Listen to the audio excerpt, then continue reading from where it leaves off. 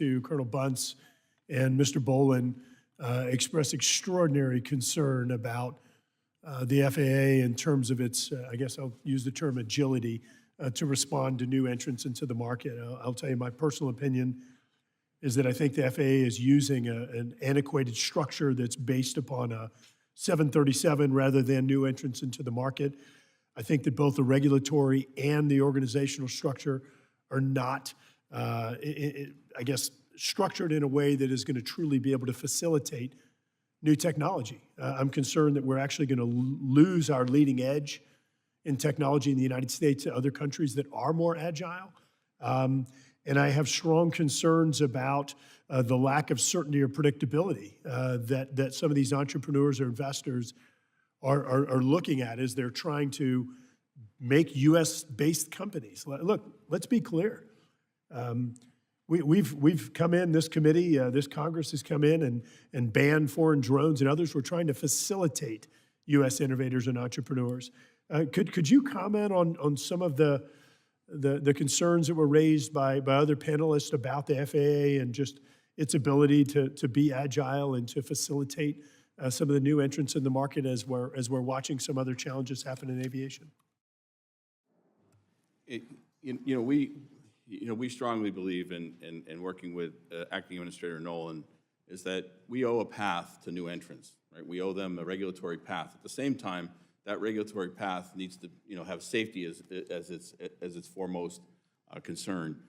When we don't get those paths out there, as Mr. Bunce said, then it causes us more work, right? And now we're into exemptions and other things where we could be doing rulemaking. So it is, I am absolutely focused on get those paths available.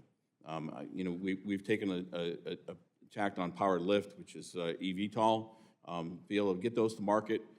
We've made commitments to getting those there before the eVTOL is certified. We'll continue to do that. We're going to look at all of our regulatory pieces. We've pushed more actions through in the last 6 months than we have probably in the last 3 years. But anything we can do to get more agile. We got to be agile and safe, right?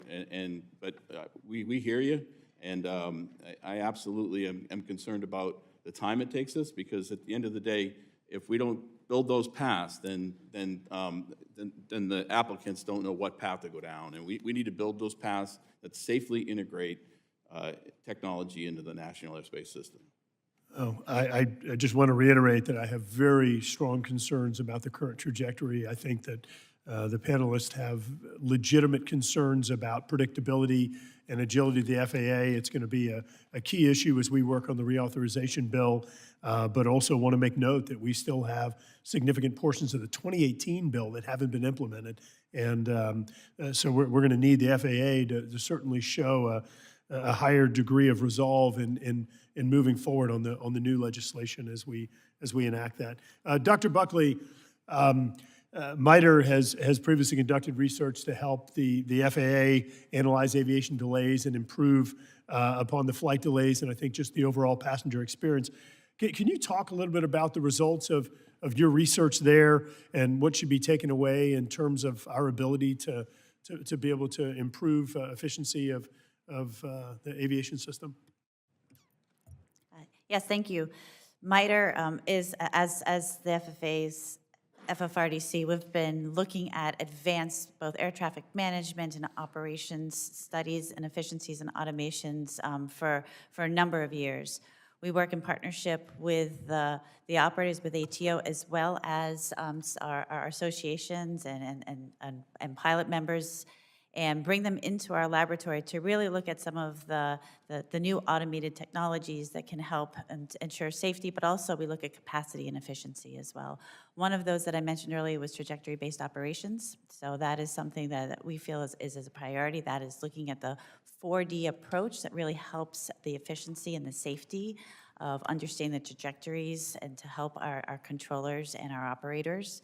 I would say that the foundations that the Next Gen program, of which many of these programs that you referenced are part of, is a foundation for where we're going in the future, and that is around the infocentric NAS. So again, that gets into understanding and modernizing the backplane and what some of these new approaches, these control approaches and modernization activities need to run on. Thank you, Dr. Buckley. Yield back.